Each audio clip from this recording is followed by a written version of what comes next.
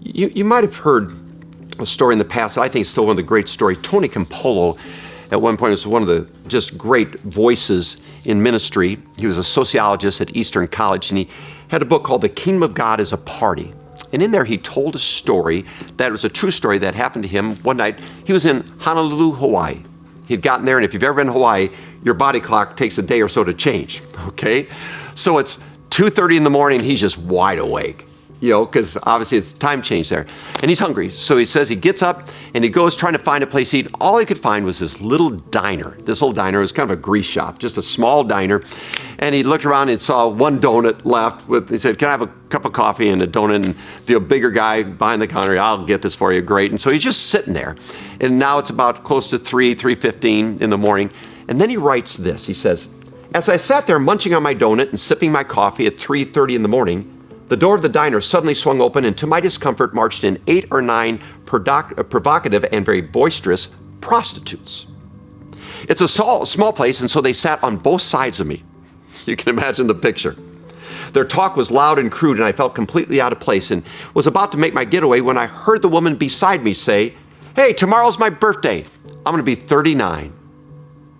Her friend responded in a nasty tone, "So what do you want from me, a birthday party? I mean, what do you want? You want me to get a cake and sing happy birthday to you?"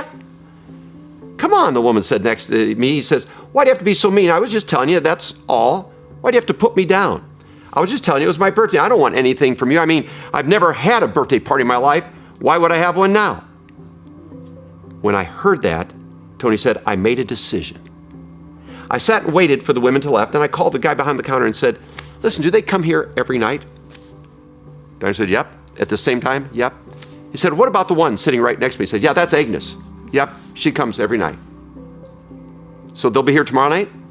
"Listen, I just heard her say it's her birthday tomorrow night and she's never had a birthday party. How about we throw her a birthday party tomorrow night?"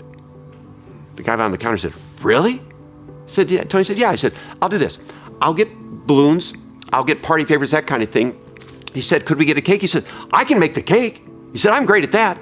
Then he called his wife. The diner says, "Hey, listen, why don't you make some of the other special stuff? Let's throw a birthday party for her." So Tony said, "Let's do it." So the next night he got there and they set everything up. He said, and the guy's wife at the diner must have told everybody else. He said, because at 3:15 the place was packed with prostitutes.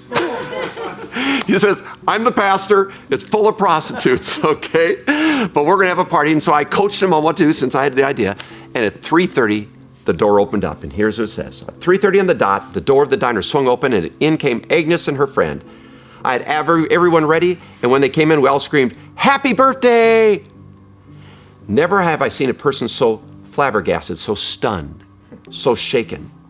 Her mouth fell open, her legs seemed to buckle a bit. Her friend grabbed her arm to steady her. As she was led to sit on one of the stools along the counter, we all sang happy birthday to her. As we came to the end of our singing of happy birthday, dear Agnes, happy birthday to you, her eyes moistened. Then when the birthday cake and the candles came and it was carried out, she just started crying. Harry, the guy behind the counter, gruffly said, "Blow out the candles, Agnes. Come on, blow out the candles. If you don't blow it out, I'm gonna have to do it for you. Here, take a knife and cut it."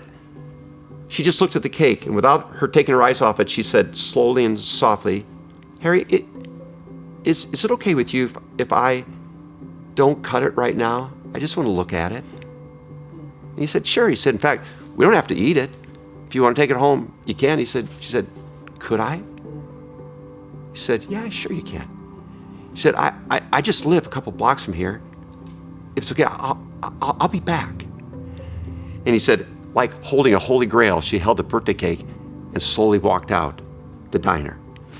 Tony said, I didn't know what to do. He said, but I said, "Hey, everybody, if it's okay, I want to pray."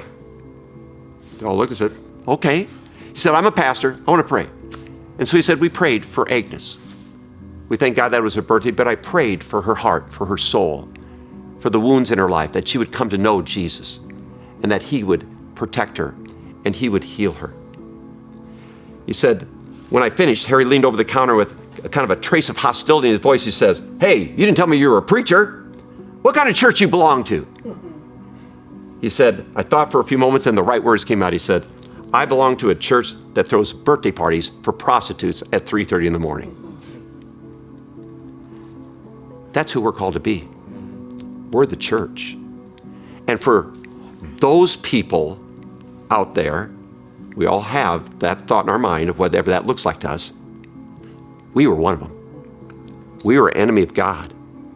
And he honored us by creating this incredible feast for us that he invites us to. We're the honored guests. He serves us this royal feast and says, okay, now go serve others and bring them to the table.